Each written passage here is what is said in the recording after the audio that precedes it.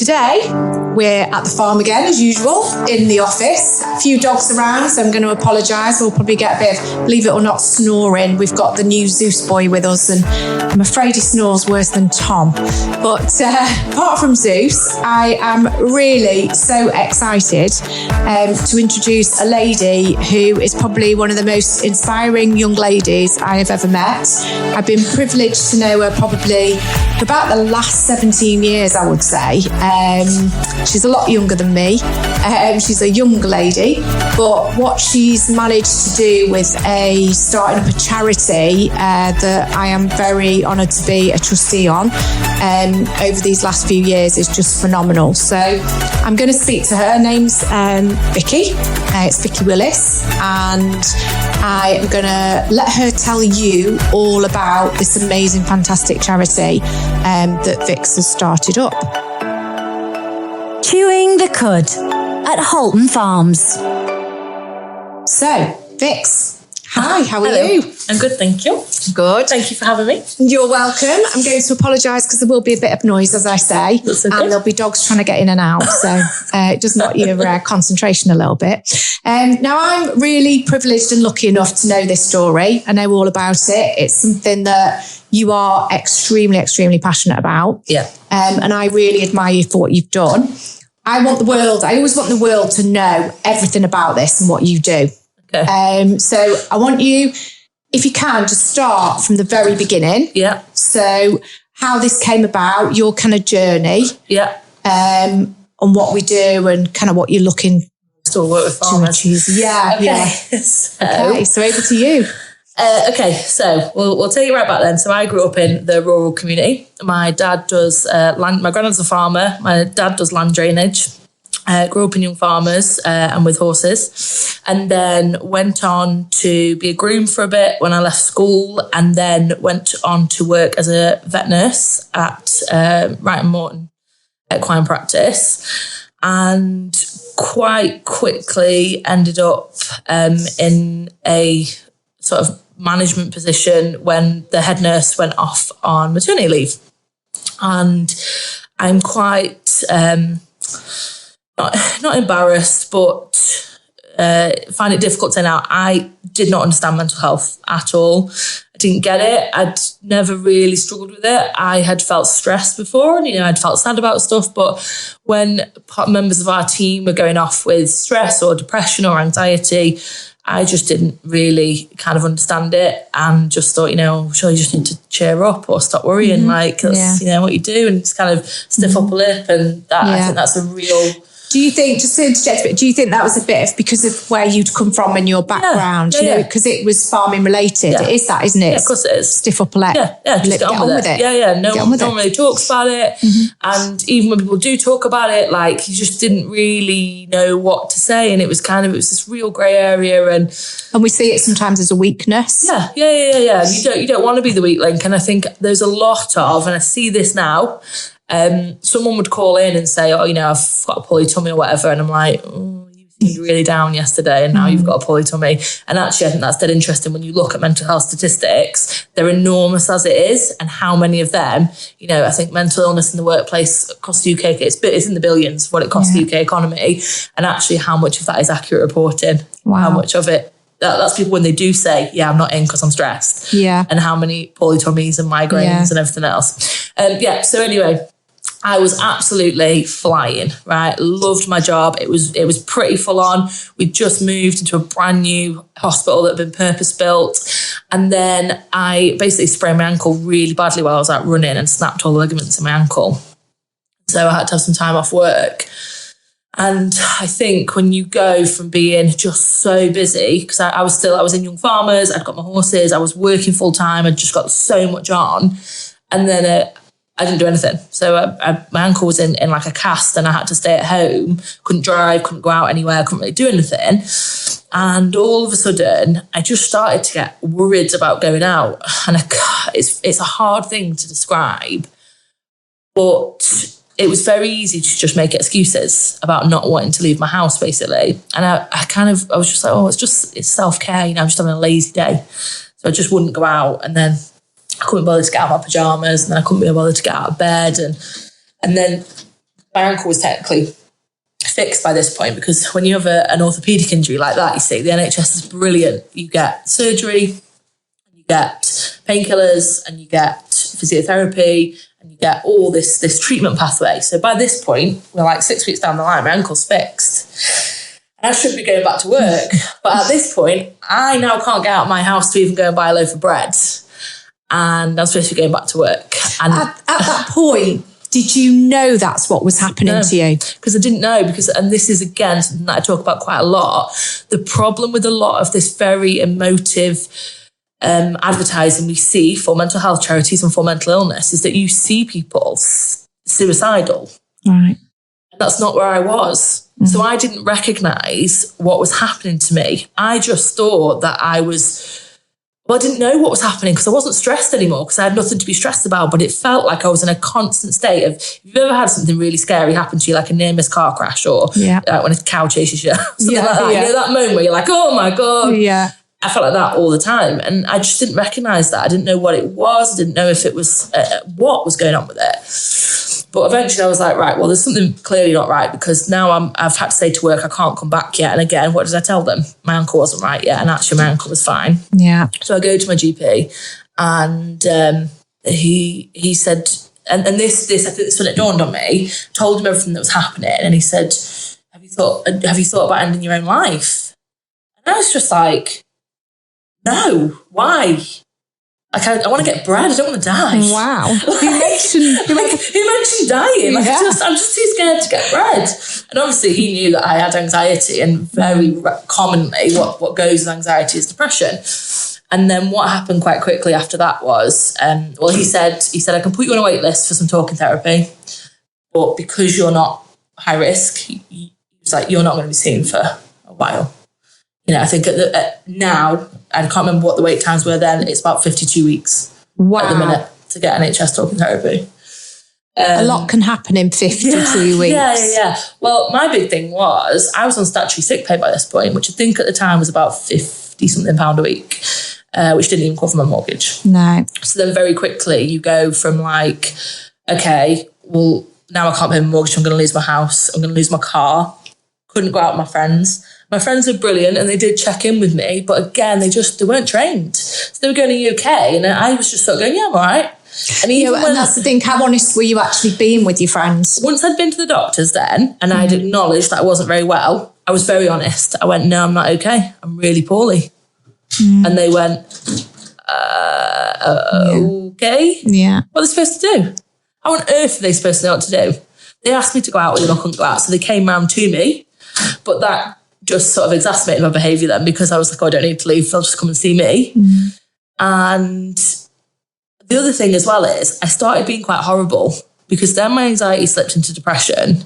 And when I was depressed, I was pretty awful to be around. And that's another uncomfortable thing that people don't want to talk about, that quite often when people are poorly, they're not nice. I remember I wrote a blog on it a while ago that was like, quite often when someone dies of suicide, you see it on Facebook, all of these really heartfelt testimonials of, oh, they were so lovely, blah, blah, blah. And actually I was pretty awful around that time. I was being horrible to my friends. I didn't want to see them. I was angry. Do you think that was a form of you were trying to push them away? Yeah. Because and I was just feeling my life had gone from being just fab to literally like, I didn't have a reason to live anymore. And I was jealous. I was jealous of them. I was just annoyed. I wanted them to help me and they couldn't. No one could help me. Yeah, and it just spiraled and spiraled and spiraled until I literally got to the point where I was like, right, well, I'm just going to kill myself. So you did actually think about killing yourself? And this is the thing, and I adore Samaritans as a charity, but I have to give my honest what happened to me. I was sat on Sandbach Services motorway bridge and I called the Samaritans and I couldn't get through. They are so busy that I couldn't get through. And they said, please call back. I think it was something like, stay on the line or please call back or something. And I couldn't get through to them. And I tried again. I was just sat there in floods of tears. And the reason is that I didn't do anything is because I couldn't bear the thought of wrecking someone else's life. So even in that moment of despair, and desperation, you still thought of other people. I wanted to die, but I didn't want to wreck anyone else's. Yeah. And I think that's the thing as well. No, did I want to die? No. Did I want to live anymore? No. So I was in this like middle ground of I didn't actually want to die, but I didn't want to, like, what life did I have going forward? And that was, you know, it's just a really hard place to be, because that was pretty much what I could do. I could get in my car, I felt safe in my car, I felt safe in the house. So I could literally like jump from my house to the car and then stay in my car. Yeah. But I couldn't go out, I couldn't go into a shop, I couldn't walk anywhere. And that was the other thing the doctor had said to me, bless him, said, you should try exercise. You know, it's supposed to be really good for your mental health. And I was like, okay, cool, what do you want me to do?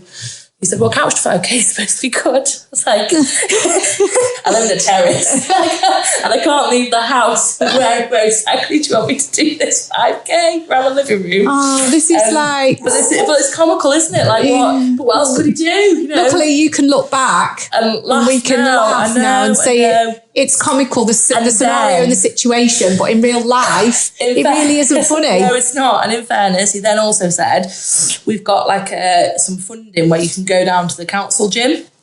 And what they'll do is they'll do you a program to go in the gym, blah, blah, blah. And I was like, oh, yeah, so, you know, maybe that's what I need. So he gave me some medication, which I took like max dose of to get myself down to the gym. And I go in and there's this lovely girl on the desk who goes, hi, yeah, she's dead friendly and everything. Hi, you okay? So Jen, she kind of barely looked up and went, are you here for the gym?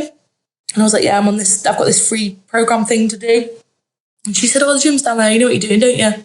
Oh. And I was just like, I just remember, you know, you see in a film when the corridor does that thing where it like closes into nothing. And I was like, oh, I forgot my water bottle. Ran back to my car, got in my car, went home, and just at that point was like, right, well, I've done what you're supposed to do.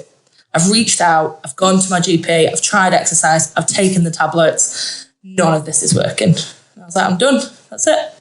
So gosh, to even get you in the car. So that was at what stage of that 52 weeks, say, from, you know, so when you could like the week after I'd been to the GP, because I'm super practical. I think this is the thing as well you've got to realise about my story is I was being proactive. There's a lot of people who, you know, have a depressive episode or struggle with their mental health, and part of their symptoms, they can't even do stuff like that. You know, and I went on all the websites, I went on Mind, I went on, you know, all these ones, and they're brilliant, they're very informative, but I just needed a button that went, here's, like with my ankle, I bossed it, I went to A&E, I got an x-ray, there was a treatment pathway, and it just felt like, for my mental health, I was just being passed from pillar to post, and there was no like, this is a really effective, because the surgery might not have worked on my ankle, but at least it was a treatment pathway that I could follow, and then there would be options. I just wanted, try this. It was direction. I wanted direction. I went, the thing is, they've said, try this, and they've given you something to do, which was going to a gym. Yeah. But then when you got there, unfortunately, and that poor girl on reception would not have understood that or realised that. And I think that takes me back to when I worked years ago as a practice manager of an alternative therapy clinic, which was predominantly an osteopathic clinic. Yeah. And I would obviously book people in and out, and I'd sit in reception and look after people when they came for their appointment. And some people would talk to me there, and some of the stuff they'd say to me would be really quite serious and personal. And I used to sit there and think, oh gosh, they're sharing. Really, am I reacting in the right way? Yeah. You know, so sometimes they'd see me as probably somebody, once they got into the therapist or the counsellor or the psychologist, it became very real. So they might not talk as openly. But with me, they found me a bit safer because I was just the receptionist. Just receptionist. So they'd really offload on me. Yeah. And I ended up, because of that, I went to do I trained as a counsellor. Yeah. That's what made me go into that, because I wanted to make sure I was delivering the right sort of response when somebody told me something that could be quite shocking. And was there to also, is there anything else I could do to help them on that journey? From when they rang that doorbell or rang me on the phone, really, to be able to get them through. So probably all the receptionists on those gyms, when we think about it, might, you know, should we take that back to the GPs and go, listen, it's great just issuing this. But is there more we can be doing? We've got to get somebody actually past reception. So down that corridor. So this is kind of, it's sort of what happened next. I think I came to see you for something. I can't remember what it was. And the thing is as well, I was reaching out to some people to say I wasn't very well, but I never told any of my family this. No, I know. Just never felt comfortable mentioning to them. Like and even now, I still find it really difficult to talk to my family about it. Mm-hmm. And I still find it difficult to talk to people. It's very weird. There's a definite split between urban population and rural. Yeah. Urban population are very open to these conversations. Rural, less so. There's a real, no matter how much we're like breaking the stigma and everything else, tell you now, I work in both sides, and there is a palpable difference between urban population and rural. It just is. Because urban, they're seeing it more. They're seeing it every day. You're seeing it more. You're hearing it more because you're working in bigger workplaces. Yes, 100%. You know, and you're working. Same as health and safety. Yeah, health and safety was in the urban population. I mean, I still think it is now. You look at some farms, health and safety on farms compared to, Oh gosh, but we know that as an industry. We know we are behind on things like that. Yeah. It's a given. We are. Yeah. It's very different. But and I think also because we work in much smaller groups quite often, and it is also, it's quite masculine still, our industry. So, agriculture. I think there's so many reasons for it. And when you look at studies and you look at reasons for mental illness being so prolific within the agricultural community, no study can give you a definitive answer, and correlation doesn't equal causation. And there's a lot of studies and it's like, well, it's very male dominated. There's a lot of stress. It's there's just so many things. And I think it will always be a multifactorial thing.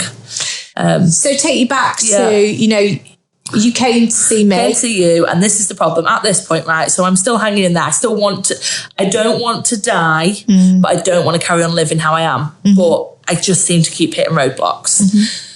So I can't get any therapy on the NHS. I've tried going to the gym. I can't do a couch to 5K. I'm thinking maybe I could just start mucking horses out again, or, doing cows or whatever. And maybe that's what I can do, because then that's exercise and I'm outdoors and I feel safe coming here. You needed money. Yeah, I needed the money because I couldn't afford anything. So I'm thinking, right, I'll go see Kaz. And I remember talking to you about it. I think I did want to come. I think I just said, can I have some milk in or something?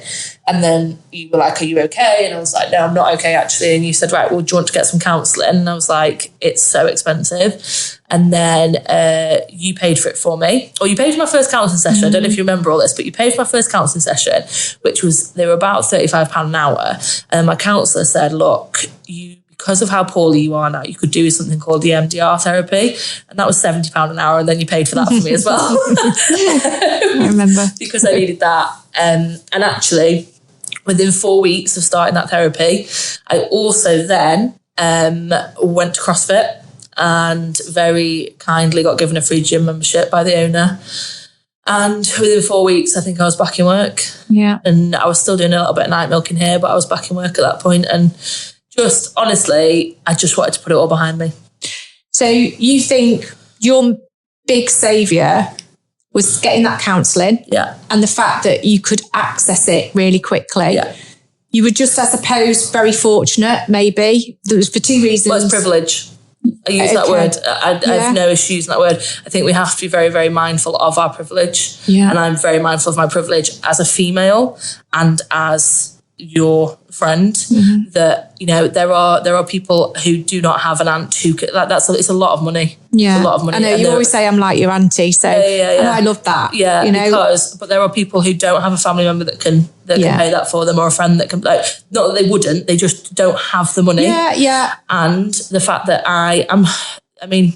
the guy that gave me the free gym membership, he's an absolute angel, and he helped people out all the time. And I'll come on to that about why I ended up doing what I do. But there are circumstances in life where being a vulnerable female, I think, has helped me. And especially when it came to my mental health, I think I've found more services easier to access. I think talking about it, having people to talk to it about was easier as a female.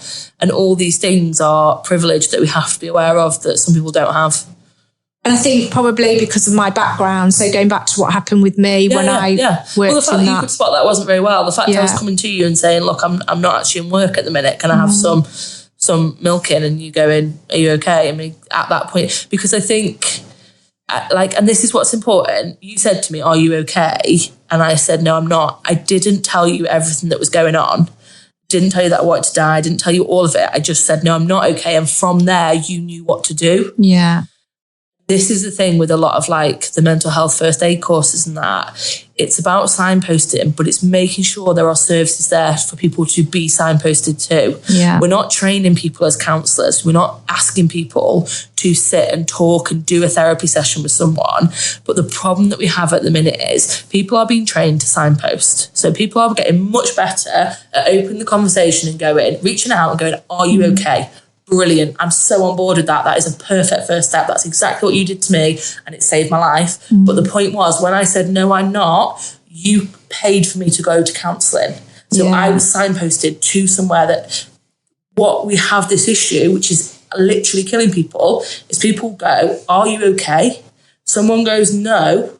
And then they have nowhere to send them to.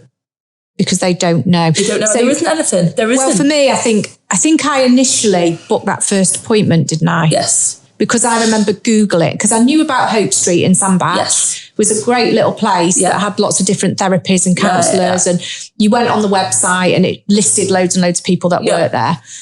Or it was a counselling type, the accreditation for counselling. And I remember going on and I was trying to find somebody that fitted you. So but anybody could do this. You didn't have to have my background. I'd had the training, I suppose, and the experiences. And I'd been through therapy myself because I trained, I wanted to train to be a counsellor. So as part of that, I had to have therapy myself. And then I, like you, have always been very interested in psychology of people and why people do things and, why some people get on with some people and others don't. And it fascinates me and I love it in the dynamics of relationships. So I was already a bit interested. So I'd gone through because I was trying to find somebody that could deal with somebody at your age group. It's no good me sending you to some big, it's going to sound awful, some big fat bald man. I just couldn't gel with.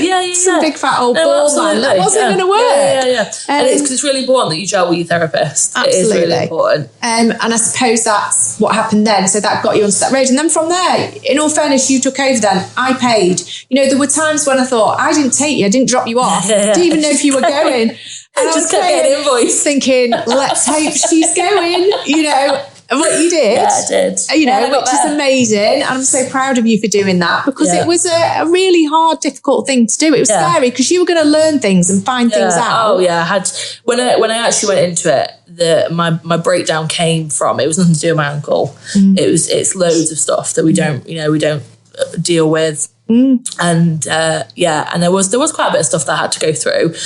But at the same time, I did go through quite a bit of stuff, but this is one of the things that I want people to know. I didn't lie on a bench in front of some glasses wearing, psychiatrist going through all my deepest, darkest dungeons. She went, right, what is it you need? What is it you're after? And I was like, I want to go back to work. I want my life back. Right, what's going on right now? Okay, this, and this. Right, well, we're gonna get through that. And then basically what she said was, we're gonna get you better. And then if you want, we can start opening Pandora's box with you if you want to. Yeah. And if you don't, we're just gonna get you better and we'll just deal with that for now. And whenever you're ready, you can come back and visit. And we did. I think maybe it was 4 or 6 weeks, can't fully remember. But in 4 or 6 weeks, I was better. Yeah. And I was back at work and I didn't want to, for a bit, I just didn't want to think about it or talk about it. And I think, I'm just thinking back now too, I'm not sure if these services existed back then. I mean, it's not that long ago. God, no, it's like 10 years. Oh my God, it's like 6 years ago now. Oh, don't, probably. I can't maybe it is. Yeah. But there are actually now, and this is what people just need to be really clued up on, there are actually quite a few agricultural support charities out there now. Obviously, we support agriculture, but we're not a specialist agricultural charity. But I know there's some out there where you can get like immediate counselling support. You can get like financial support, advice. There are lots of charities out there now. It's just important that you know about them because if someone does reach out to you, you want to be armed with a load of information to go, right, we can go here, we're going to look at this. And don't just expect someone to do it by themselves because if they're struggling, they're not going to. That first phone call, that first inquiry, that's what you've got. That's what reaching out is about. Reaching out isn't about saying, are you okay, mate? And them going, no, not really, blah, blah, blah. And you having to sit there and counsel them. That's not the movement that we're about. It's about, right, someone reaches out and their head's a mess. You need to look after them by going, right, there's this charity, there's this support, let's go to your GP, blah, blah, blah, making, the necessary Let's make the phone call and get you booked in. Taking their shotgun cabinet keys away. Yeah. Making sure someone's keeping an eye on them. Yeah.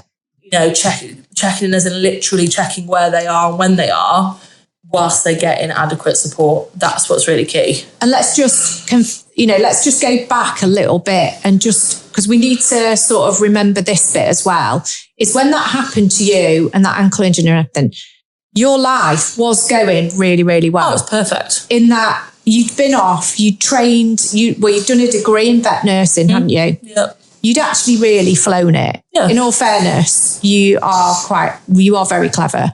You're very lucky because you're brilliant at holding on to information. My brain's really, really fast, and that was part of what screwed me over. Which is probably, part of it. And you could overthink things maybe. Yeah. So that's probably part of it. But, I remember you going through all that and never having issues at uni and stuff, at college, and me thinking, where's this come from? Because she's really smart. She can handle things. And she's, you did amazing at that college. When you did that degree and everything. But it literally, and this is for people that are probably listening to this, that it was just that tiny little thing that every day somebody can break something, but it was just that tiny one thing. It as well. We don't have anywhere near enough education about mental health, and this isn't scientifically proven, and I'm sure there'll be more studies. But obviously, I've worked with hundreds, if not thousands, now of people with mental health, and we sort of tend to see. Not that you can categorise, because some people are blurred where they are, but some people, their circumstances are really, really hard. And that, if you can sort their circumstances and help them with that, then that can really help their depression or anxiety or whatever's going on with them. And then other people who, on the outside, appear to have nothing really going wrong. Like for me, I think when I had my surgery, I'm not sure if I had like something altered in my brain chemistry, whether I was just started struggling to make dopamine or I just struggled with my endorphins. I'm not sure what happened. I also ended up on quite a high dose of painkillers after that ankle surgery and ended up taking a lot of tramadol, codeine, which are opiates. Yeah. And I don't know if that had something to do with my brain just basically losing the ability to manage how it processed. Yeah. Because, I was I was scared to death of everything. Yeah. And for me, it was a very real threat. My body would literally, I'd be standing by the door shaking. And this is a girl who would get on a horse and jump a 6-foot hedge. I used to ride dangerous horses for a living. Yeah, that's what you did. You broke horses. You jumping hedges. Yeah, not scared of anything. Massive fences. Yeah. Cross-country courses. Yeah. You were such a brave person. Yeah, and I just broke. Just had, some people don't like using the term breakdown, but I think it's an absolutely appropriate term for what I had. I had a breakdown and went from, and I think it's a really interesting concept as well, which, again, I'm sure there'll be more studies, but when you look at some of the groups which have higher rates of suicide, I spoke to Becky about this the other day and she said, God, that's such an interesting insight. When you work in farming and you work in veterinary and you see life and death every day, it can give you a real warped sense of what life is. And as a farmer, right, then and as a vet nurse, this is where I got, my quality of life was so poor because I was so scared, so unhappy. Like I wasn't eating. I was so poorly. I was like, I would put myself down. Wow. Gosh. And that was kind of the headspace I got into. And I think, for farmers as well, when they're in such, it's one of those things. I saw something the other day, I can't remember what it was on, and it said about why doctors don't get super upset when a patient dies or whatever. And there's this guy, and he said he'd just gone in and told a family that their family member had died. And he said, you see those people in there, they're not going to go back to work today. They're probably not going to go back to work tomorrow or the day after. I'm going to go back to work in 4 minutes. To try and save somebody's life. And that's kind of with farming. Yeah. You lose your favourite cow or lose a calf you've worked really hard on or whatever. And then guess what? 5 minutes later, you've got to get on. You've got to get on. Do something else. Yeah. And, that's really strong what you said, you'd put yourself down. Yeah. We don't let animals suffer. No, exactly. So why would you let yourself suffer? So why would you let yourself suffer so much? So there's got to be something in that psychologically. Yeah. Because vets have a hugely high suicide rate as well. Yeah. And I think that I just think that's interesting. Like, if I had enough time, I would love to study stuff like that. I don't have enough hours in the day, but I just think there's so many factors that make this interesting. And I know for me, that was one of them. I was looking at myself and thinking, God, if I was a dog, I'd put myself down. Got absolutely no quality of life at all. Wow. So I think that's a really interesting thing to consider. Yeah. Like I say, it's hugely multifactorial why we see higher suicide rates in different groups. But I think coming from a farming community, I look at farmers and think, yeah, that doesn't help. That doesn't help. That doesn't help. Yeah. That doesn't help. Yeah. And this is, for me as well, I knew a lot of this, what was going on, but I didn't know that bit. It's really those things. And it's like, I think that's what was interesting about when I joined the CrossFit gym. I met a whole new demographic of people, like proper urban people, like people who will drive past the field. And honestly, if you've never had like close relationships with people who are as polar up, like as urban as they come, like just not knowing like grass from maize or like what just things like cows, like we have to know the difference between a bull and a cow. Genuinely. Well, we get it here with people coming to the milk shack. Yeah. Because when they come into the yard to come to the milk shack and get some milk, they can see the cows around us. Yeah. Like a lady's been these are all girls. These are all girl cows. Where's the boys? There is the boys. Well, we've had a situation today that, so when the cows are calved and we put them into the maternity and they cleanse, so that's like their afterbirth and stuff. We've had some people today who stood there for over an hour waiting for the cow to calve. Oh no. And then came back onto the yard because Tom and I were there. We were talking on the yard about something. And these people, there was about 6 or 7. It was a massive family. And they came over and said, oh, excuse me. We're just going to ask, do you think the cow will be long before she calves? Everyone went, I'm really sorry, about she 12 calved months this morning. And they were like, oh, we thought, so is that like the placenta? And I was like, yeah, I'm really sorry, that's the afterbirth. It's already gone. She went, oh, we've waited for hours to finish. We kept saying to her, come on, girl. And you think, that would be quite an easy mistake to make, I suppose, in farming. So when I think this is what was interesting. When I joined CrossFit, I met just this whole new population of people. I kind of realised, I was like, do you know what? If I never went back to vet nursing, there's something else I could do. There's like millions of things you can do. There's so many people out there. And do you know what? You can just make a new life tomorrow if you needed to. Like if you really needed to. Yeah. You could literally pack a bag, get your passport. If you got like 60 quid, you could just get on a plane. But then go you were sat on that sofa at home, crippled with couldn't do anything. Couldn't do anything at that point. Of going for a loaf of bread. Yeah. Do you know what, Vix? I think this is going to be, we've got so much more to talk about here. And so we haven't even got on to the amazing stuff you're doing at BTG. We haven't even got to the charity.